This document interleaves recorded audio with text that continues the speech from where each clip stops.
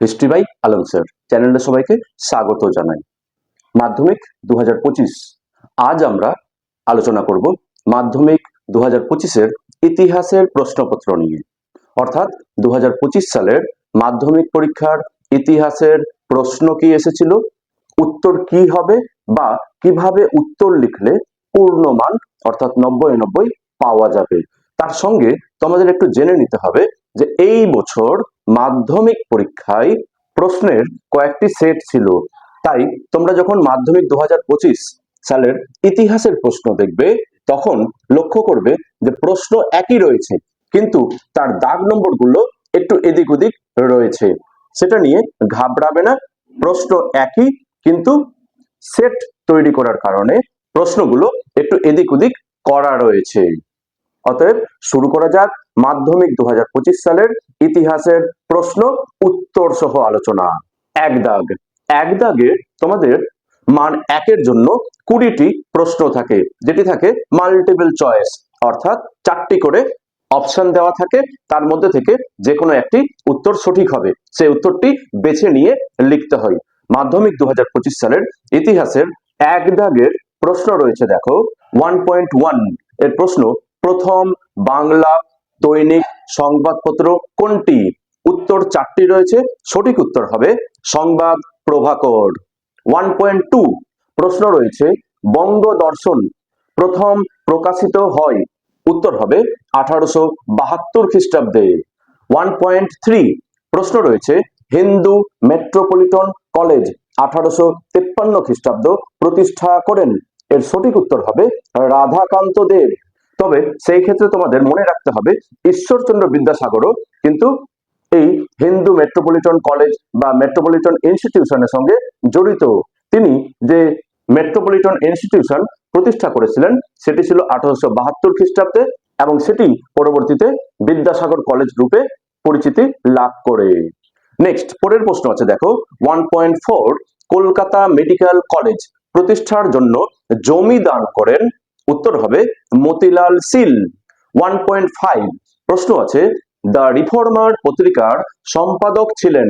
উত্তর হবে প্রসন্ন কুমার ঠাকুর। পরের প্রশ্ন আছে, দেখো 1.6 কোল বিদ্রোহ 1831-32 খ্রিস্টাব্দ দমনে কোম্পানির সেনাবাহিনীর নেতৃত্ব দেন? উত্তর হবে ক্যাপ্টেন উইলকিন্স। পরের প্রশ্ন আছে, দেখো 1.7 বাংলার নানা সাহেব নামে পরিচিত ছিলেন? উত্তর হবে রামরতন মল্লিক। নেক্সট কোশ্চেন 1.8 ঔপনিবেশিক ভারতের প্রথম রাজ প্রতিনিধি ছিলেন? উত্তর হবে লর্ড ক্যানিং। তারপরে 1.9 বঙ্গভাষা প্রকাশিকা সভার কার্যকলাপের সঙ্গে যুক্ত ছিলেন? উত্তর হবে কালীনাথ রায়চৌধুরী। পরের প্রশ্ন 1.10 বিরূপ বজ্র গ্রন্থটির সঙ্গে যুক্ত ছিলেন? উত্তর হবে গগনেন্দ্রনাথ ঠাকুর। ঘদাগের উত্তরটি গগনেন্দ্রনাথ ঠাকুর। পরের প্রশ্ন 1.11 হ্যালহেড রচিত a grammar of the Bengal language বইটি ছাপা হয়েছিল? উত্তর হবে ঘদাগ, হুগলিতে। পরের প্রশ্ন 1.12 মাসিক সন্দেশ পত্রিকা প্রথম প্রকাশিত হয়? উত্তর হবে ঘদাগ, 1913 খ্রিস্টাব্দে। পরের প্রশ্ন আছে 1.13 কৃষক প্রজা পার্টি গঠন করেছিলেন? উত্তর হবে ঘদাগ, ফজলুল হক। পরের প্রশ্ন 1.14 স্বামী বিদ্যানন্দ বিহারে কৃষক আন্দোলনের নেতৃত্ব দিয়েছিলেন? উত্তর হবে খদাগ, অসহযোগ আন্দোলনে। পরের প্রশ্ন 1.15 বাংলার শ্রমিক আন্দোলনের সঙ্গে যুক্ত ছিলেন? উত্তর হবে গদাগ, অশ্বিনী কুমার বন্দ্যোপাধ্যায়। 1.16 প্রশ্ন আছে, বঙ্গলক্ষ্মীর ব্রতকথা রচনা করেছিলেন? উত্তর হবে খদাগ, রামেন্দ্র সুন্দর ত্রিবেদী। নেক্সট 1.17 জয়শ্রী পত্রিকার সম্পাদিকা ছিলেন? উত্তর হবে কদাগ, লীলা নাগ। পরে প্রশ্ন 1.18 সূর্য সেন শহীদ হন? উত্তর হবে ঘদাগ, 1934 খ্রিস্টাব্দে। 1.19 প্রশ্ন আছে, ব্রিটিশ পার্লামেন্ট ভারতীয় স্বাধীনতা আইন পাস করেন? উত্তর হবে খদাগ 18 জুলাই 1947 খ্রিস্টাব্দে। নেক্সট 1.20 প্রশ্ন আছে, রাজ্য পুনর্গঠন কমিশনের 1953 সভাপতি ছিলেন? উত্তর হবে ঘদাগ ফজল আলী। নেক্সট আছে 2 দাগের প্রশ্ন, এবং 2 দাগে প্রশ্নতে তোমরা জানো তোমাদের সমস্ত বিভাগ মিলিয়ে মোট 16টি প্রশ্নের উত্তর লিখতে হবে, যার প্রত্যেকটির মান হবে 1, অর্থাৎ মান 1-এর 16টি প্রশ্নের উত্তর করতে হবে। সেই ক্ষেত্রে প্রশ্ন আছে দেখো 2.1.1 প্রশ্ন আছে, একটি স্থানীয় গ্রন্থের নাম লেখো।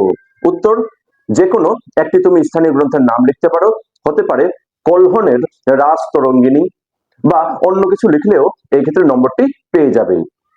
পরের প্রশ্ন 2.1.2 কোন বছর ভারতে প্রথম রেল যোগাযোগ ব্যবস্থা শুরু হয়?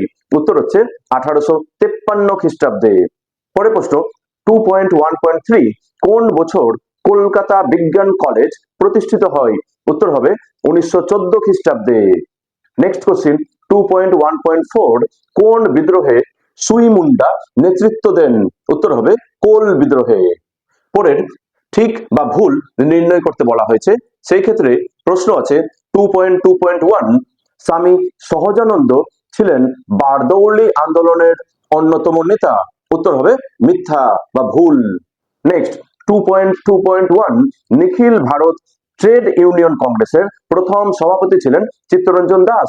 উত্তর হবে ভুল বা মিথ্যা।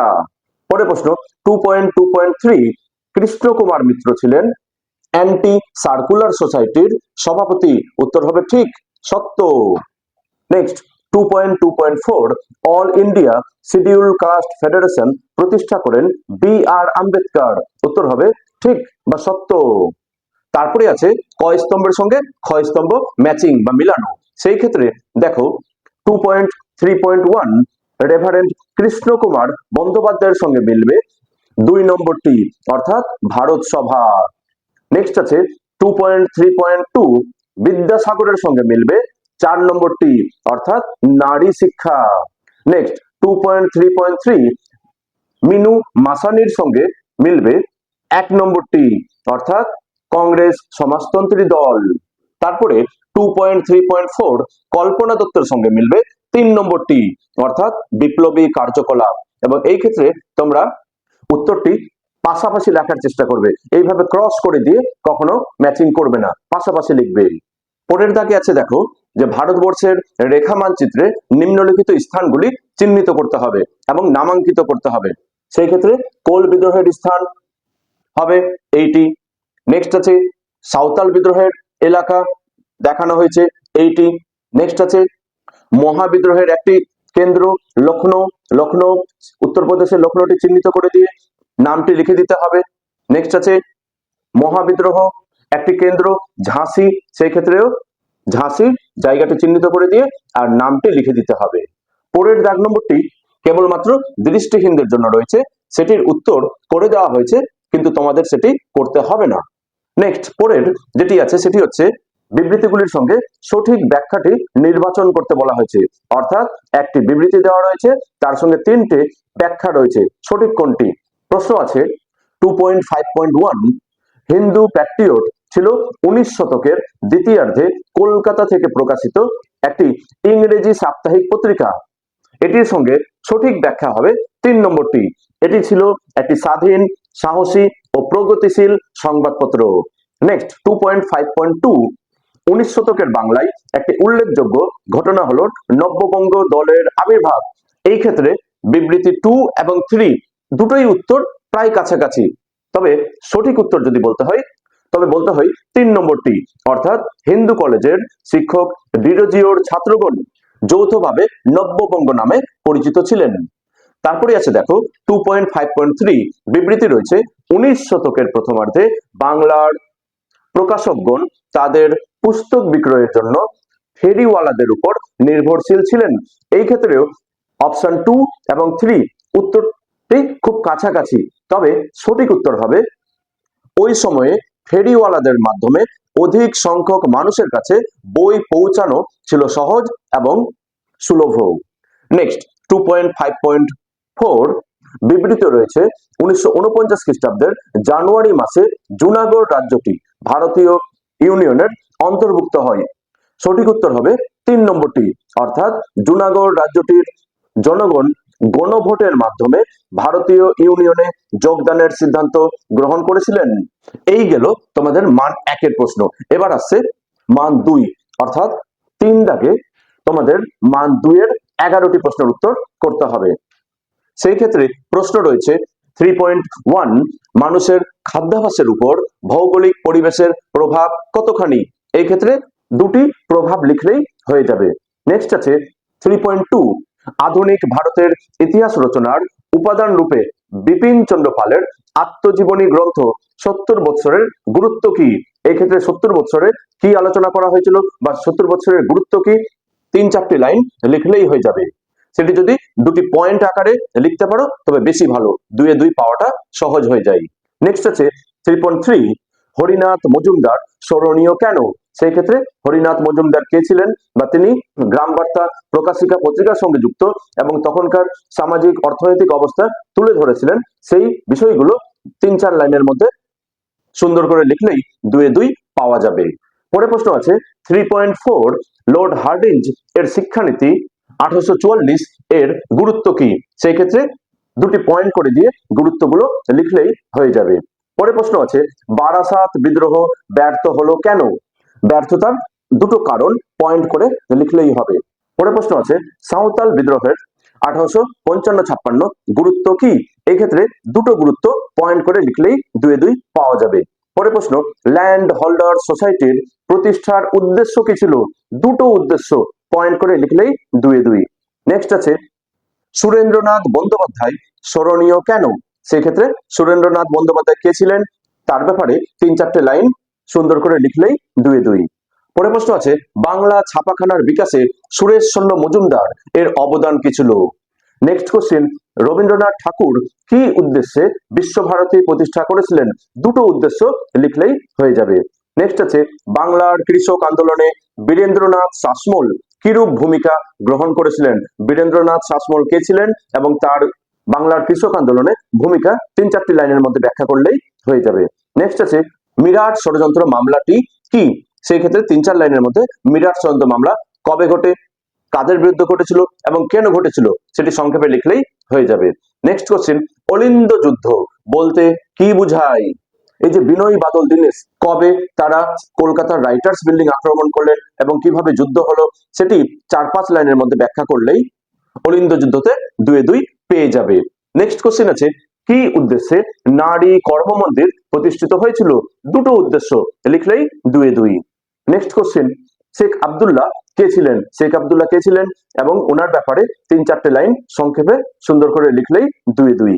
পরে প্রশ্ন দাঁড় কমিশন 1948 কেন গঠিত হয়, অর্থাৎ দাঁড় কমিশন কবে গঠিত হয়, গঠনের উদ্দেশ্য কি ছিল, কারা কারা সদস্য ছিলেন সেটি লিখলেই 2 এ 2 পাওয়া যাবে।